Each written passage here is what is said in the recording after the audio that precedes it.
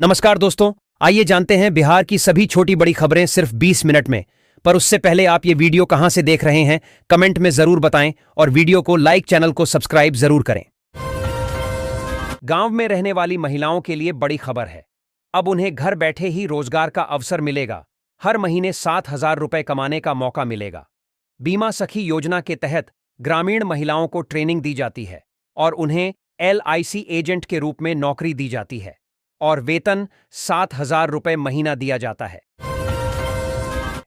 जो महिलाएं गैस पर खाना बनाती हैं, उनके लिए यह खबर बहुत ही काम की है, क्योंकि उन महिलाओं केवल 500 रुपए में गैस सिलेंडर मिलने वाले हैं, जो प्रधानमंत्री उज्ज्वला योजना के तहत फ्री गैस सिलेंडर प्राप्त किए हैं। उन सभी महिलाओं से गैस का कीमत 900 रुपए लेने के बावजूद उनके खाते में 400 रुपए वापस कर दिए जाते हैं।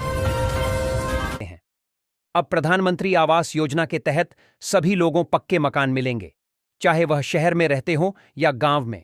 आपको घर लेने के लिए अपने नजदीकी कार्यालय में जाकर आवेदन देना होगा। आवास योजना के तहत ग्रामीण क्षेत्र के लोगों को 1,20,000 रुपए और शहरी क्षेत्र के लोगों को 3,50,000 रुपए मिलेंगे, जिसमें से किसी को भी एक पैसा नहीं देना है। अगर कोई आपसे घुस मांगे तो उसके खिलाफ कंप्लेन अवश्य करें।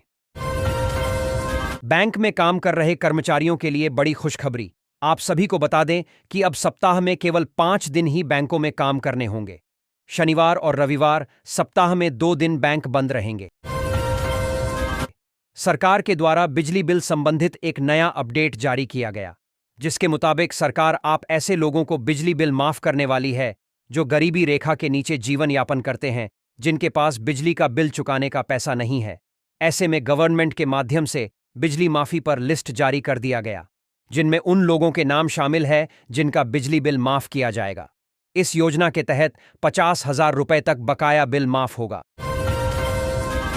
खगड़िया जिले के अलौली सीट पर पासवान परिवार की राजनीतिक विरासत दांव पर है। रालोजपा सुप्रीमो पशुपति कुमार पारस अपने बेटे यशराज को मैदान में उतारना चाहते हैं, लेकिन राजद विधायक रामवृक्ष सदा से उन्हें कड़ी टक्कर मिलेगी। यह सीट पासवान परिवार की पारंपरिक सीट रही है और चिराग पासवान भी यहां से उम्मीदवार उतार। पटना के जिलाधिकारी ने आगामी चुनाव को स्वच्छ, निष्पक्ष और भयमुक्त वातावरण में कराने की बात कही।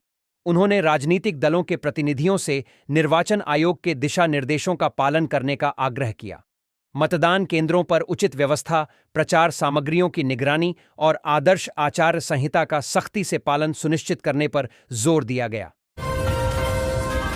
बिहार के 71,000 प्रारंभिक विद्यालयों में अब हर 3 महीने पर भाषा, गणित और विज्ञान मेला लगेगा।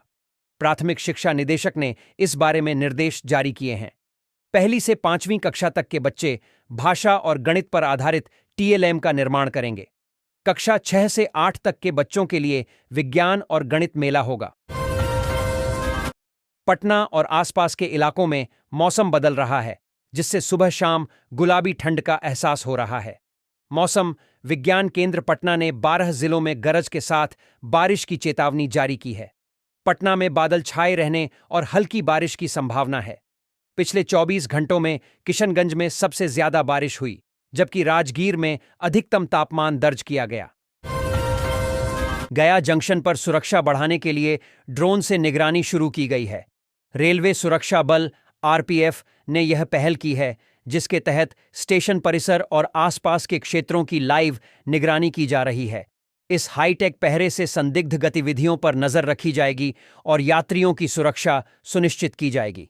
यह तकनीक अपराध नियंत्रण में भी मददगार साबित होगी। NDA में सीट शेयरिंग का मामला सुलझने का नाम नहीं ले रहा है। जीतन राम मांझी और चिराग पासवान के कारण ये पेंच फंसा हुआ है।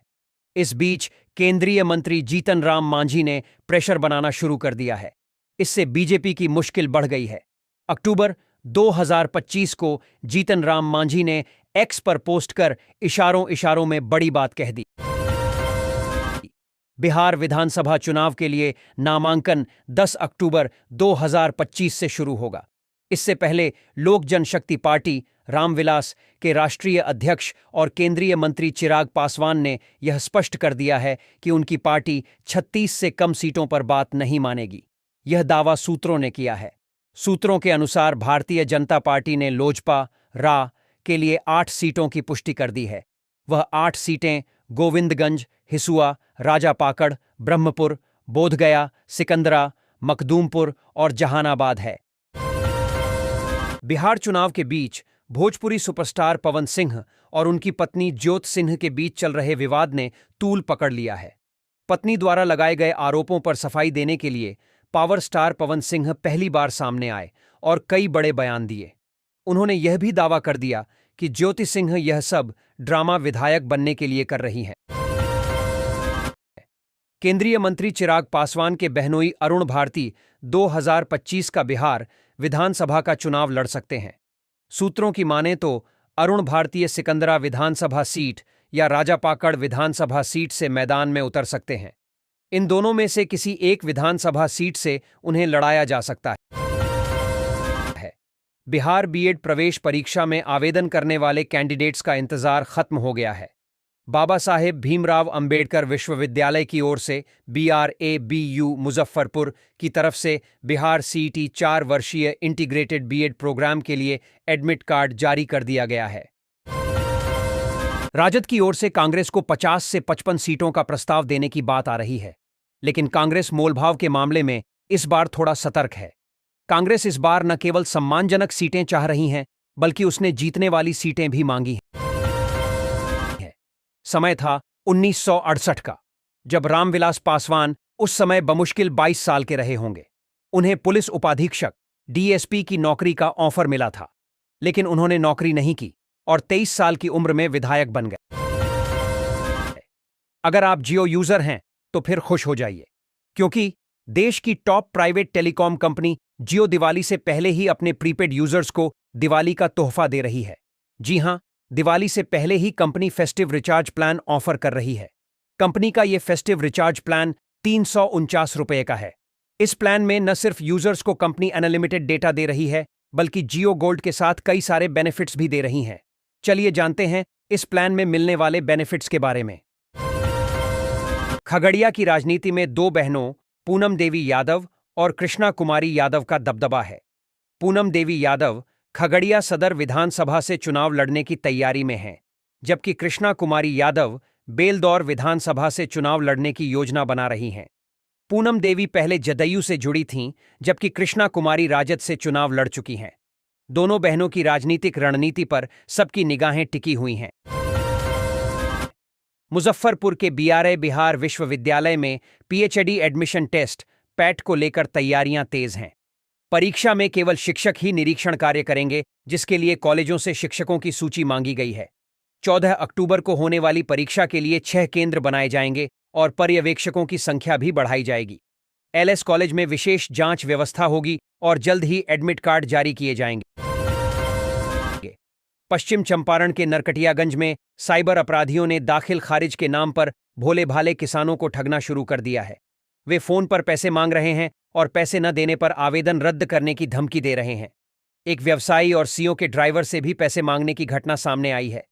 अंचलाधिकारी ने इसे साइबर फ्रॉड बताते हुए प्राथमिकी दर्ज कराने की अपील की है।